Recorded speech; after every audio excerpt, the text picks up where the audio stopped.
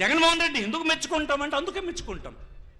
కుర్రోడైనా మొదటిసారి ప్రభుత్వంలోకి వచ్చిన పరిపాలన అంతా వికేంద్రీకరణ జరగాలి, అందరికీ అభివృద్ధి ఫలాలు అందాలి అన్నటువంటి ఆలోచన తప్ప. నేను మీ అందరిని అడుగుతున్నాను, తప్ప? మనం ఈ విషయాన్ని అన్ని దగ్గరలు చెప్పాలి. పత్రికల్లో జగన్మోహన్ రెడ్డి ఒక ద్రోహిలా సృష్టించి అతనేదో అమాయకుల కింద, అతనేదో పిచ్చోట్లాగా మాట్లాడినట్టు మాట్లాడారే, అందరూ నవ్వుకున్నారు అందరూ. కానీ ఇప్పుడు అర్థమవుతుందా మీకు ఎందుకు వికేంద్రీకరణ అవసరం? రాజ్యాంగం ఏం చెప్పింది? రాజ్యాంగ పద్ధతిలో పరిపాలన ఈనాడు జరుగుతుందా? శాసనసభ పెట్టి ఒక రెజల్యూషన్ పాస్ చేసుకుని ఇక్కడే ఉండాలి రాజధాని అని చెప్పి ఈవేళ ఢిల్లీకి పట్టుకొని వెళ్తున్నారు కాగితం. తర్వాత వచ్చినటువంటి ప్రజలు ఒకసారి ప్రభుత్వం ఏర్పాటు చేస్తే అక్కడ రాజ్యాంగం ఫెయిల్ అయిపోతే ఆ తర్వాత ఎన్నుకున్నటువంటి ప్రజలు ఎన్నుకున్నటువంటి ప్రభుత్వాలకు అధికారం లేదా? ఆ ప్రాంతం పడికిరాదని తేలితే ప్రజల నిర్ణయాలకి గౌరవం లేదా? రాజ్యాంగంలో ఎక్కడుంది ఇది? మన రాజ్యాన్ని ఎన్నిసార్లు మారింది? మద్రాసు నుంచి ఎక్కడికి వచ్చింది? కర్నూలుకి వచ్చింది. కర్నూలు నుంచి ఎక్కడికి వచ్చింది? హైదరాబాద్కి వచ్చింది. హైదరాబాద్ నుంచి ఎక్కడికి వచ్చింది? అమరావతికి వచ్చింది. మరి అమరావతి నుంచి ఇంకో ప్రాంతానికి వెళ్ళదా? నువ్వు రాజ్యాంగంలో పెట్టేసి ఉంచేస్తావు మమ్మల్ని అందరినీ, అక్కడ ఉంచేస్తావు, ఇక్కడ జైల్లో పెట్టినట్టు మా అందరికి ఇక్కడ బంధించేస్తావు. ఇదేనా రాజ్యాంగం? ఇదే చెప్పిందా? ఇది కరెక్ట్ కాదని మనం వచ్చేస్తుంది. ఉద్దానం ప్రాంతంలో చాలా మంది ఈవేళకి చనిపోతున్నారు, ఈవేళ కూడా చనిపోతున్నారు. ఏం చేయాలో దుక్కుదాచినటువంటి బేదరికం అక్కడ ఉంది. వాళ్ళందరికీ మీ మాయమాటలతో మోసం చేస్తున్నారు తప్ప కనీసం మేమిచ్చినటువంటి నీరు అందించేటువంటి కార్యక్రమం ఇప్పుడు చేయండి. కనీసం ఆ డయాలసిస్ సెంటర్లో పనిచేసినట్టు చేయించండి. ఇక్కడ వంశధార ప్రాజెక్ట్ ఉంది, ఆ ప్రాజెక్టు ఒరిస్సా ప్రభుత్వంతో మాట్లాడి అక్కడ ఇక్కడ మీ ప్రభుత్వాలు ఉన్నాయి, వెంటనే నేరేడు బ్యారేజ్ శాంక్షన్ చేయించే పని చేయించండి. ఈ మూలపేట పోర్ట్ని వెంటనే పూర్తి చేయడానికి అడ్డు పెట్టకుండా వారికి అన్ని రకాల సహకారాన్ని అందించి పూర్తి చేసి మా అందరి తలగా ఆశయాన్ని నెరవేర్చే పని చేయండి. మేము ఎంతకాలం ఇలా ఊరుకోవాలని అడుగుతున్నాను నేను. ఈవేళ మనందరి ముందున్నటువంటి సమస్య ఒక్కటే, మనం ఊరుకుంటే ఈ జిల్లాలో మరి ఎవడు మనల్ని అభివృద్ధిని మన వైపు చూడరు. మనం అందరం జిల్లా ప్రజలందరినీ ఒప్పించే పని చేయాలి. ఇక్కడ ఒక 10,000 మంది ఏంటండి అయినాం, మనం అందరికి నచ్చ చెప్తాం. ఎన్ని రకాలుగా టీడీపీ ప్రభుత్వం వచ్చినప్పటి నుంచి మనల్ని మోసం చేస్తూ ఉంది. మనం ఇప్పుడున్నటువంటి మనకేంటి కర్తవ్యం? ఈ కర్తవ్యంలో ప్రజల్ని చైతన్యవంతులు చేసే పని చేయాలని ఈ సందర్భంగా మీకు మనవి చేస్తున్నాం. ఏమిరానంటే ఏం చెప్తున్నారంటే బీచ్ ఒడ్డునట 150 లైట్లు వేశారట. అదే 3,50,000 కోట్లకు 2 సంవత్సరాల్లోనూ 150 లైట్ల 150 లైట్లు మా పొల్లయ్య పంచాయతీ ప్రెసిడెంట్కి ఇచ్చేస్తే వేసేస్తున్నాడు. ఎల్లయ్యో పొల్లయ్యో ఒకడికి ఇచ్చేస్తే 150 లైట్లు 2 లక్షల రూపాయలు ఇచ్చేస్తే వేస్తాడు. ఇవే మాకు చెప్పేది. ఇంకొకడు ఏంట్రా మీ ప్రభుత్వం చేసింది అని అడిగితే ఆ డేట్ చెప్పడానికి లేక అటు ఇటు చూసి శాంతి భద్రతలండి గొప్పగా చూస్తుంటారట. ఎప్పుడు శాంతి భద్రతలు ఇక్కడ చెడిపోయినాయి? ఎక్కడ శాంతి భద్రతలు చెడిపోయినాయి? మీరు చూస్తాండ్రా, శాసనసభ్యులే రాక్షసుల్లాగా దాడి చేసినటువంటి పరిస్థితి చూస్తున్నాం. ఆఖరికి ఇంకా నా నోటంబడి చెప్పలేనటువంటి వ్యక్తులు దుర్మార్గాలు చేస్తుంటే సిగ్గేస్తుంది. ఇక మీ శాసనసభ్యుల ఇసుక దొరికితే ఇసుక, ఓక దొరికితే ఓక, మట్టి దొరికితే మట్టి, పేడ దొరికితే పేడ, ఏ దొరికితే అందిస్తే స్థితిలో ఉన్నారు. ఒక్కసారి మీరు 2 నదులు చూడండి మన జిల్లాలో ఉన్నవి. ఎన్ని కబుర్లు చెప్పారే మీరు. ఈవేళ చూడండి 2 నదులు, ఆ నదుల్లో ఉన్నటువంటి డ్రింకింగ్ వాటర్ స్కీమ్స్ అన్నీ పాడైపోతున్నాయి.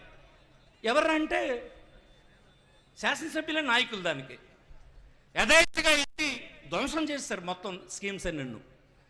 మన కలెక్టర్ గారిని అడిగితే నేనేం వినలేదని ఆయన, మన ఎస్పీ గారికి చెప్తే ఇదే పరిపాలన. స్వచ్ఛందంగా ఒక అధికారి ఈ రాష్ట్రంలో ఈనాడు తన బాధ్యతలు నిర్వర్తించేటువంటి పరిస్థితి ఉందా చంద్రబాబు? మేము అడుగుతున్నాం, చెప్పు నువ్వు. ఇది నీది గొప్ప పరిపాలన. జగన్మోహన్ రెడ్డిది గొప్ప పరిపాలన కాదు. నేర్చుకోండి, ఇతన్ని చూసి నేర్చుకోండి, ఈవేళకైనా నేర్చుకోండి.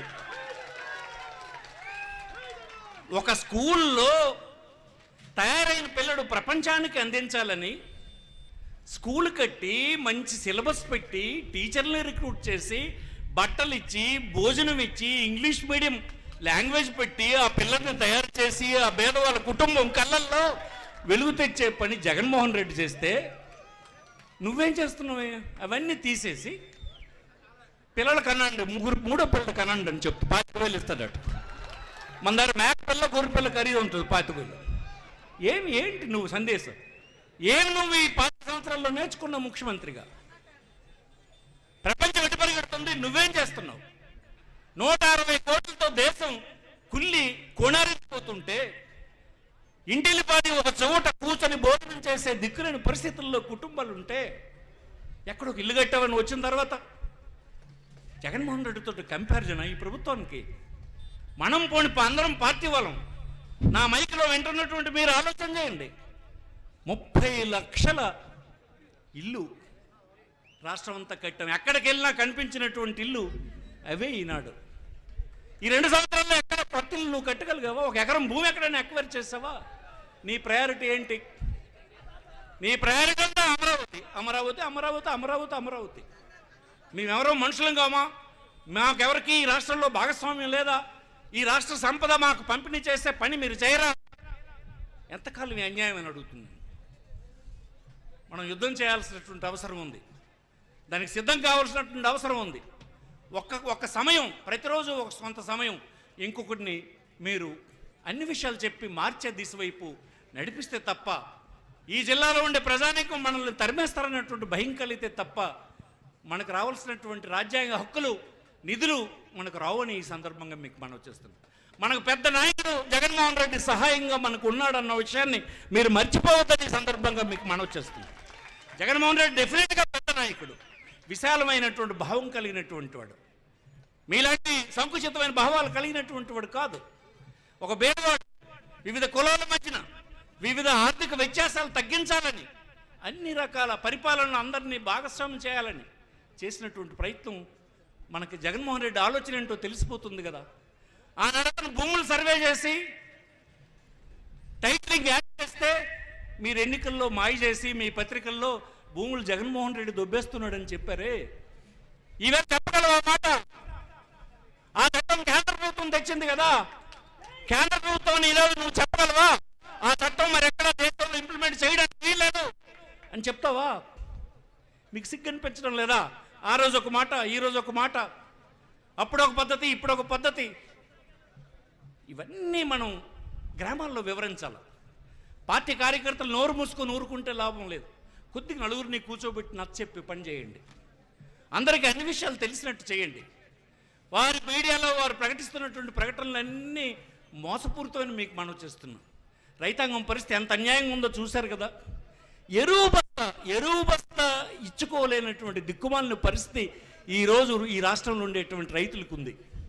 పోనీ తాడు పండించినటువంటి పంట ఈవేళ జొన్న గింజలు 2,400 రూపాయలు మినిమం సపోర్ట్ ప్రైస్ ఉంటే కనీసం 1,600లకు కూడా కొనేటువంటి దిక్కులేని పరిస్థితి ఉంటే, ఎకరానికి 40 బస్తాలు పండితే బస్తాకి 800 రూపాయలు పోతూ ఉంటే 32,000 రూపాయలు ఒక ఎకరం పండించినటువంటి రైతుకు నష్టం జరుగుతుంటే కిమ్ అనుకుంటా చంద్రబాబు ఊరుకుని ఉన్నాడే.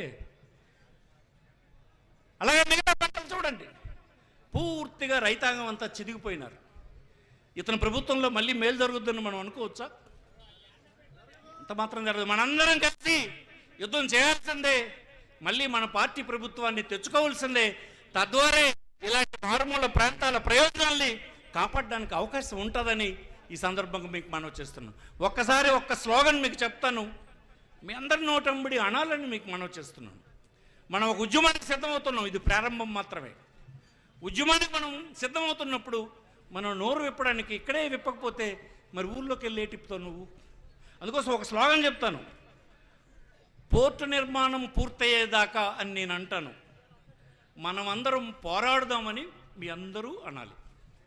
ఒకవేళ ఎవరైనా నోరెప్పకపోతే వాళ్ళు చికెన్ భోజనంకి మాత్రమే వచ్చినారని భావించాల్సి వస్తుంది. ఇప్తారా? నోరు ఇప్తారా?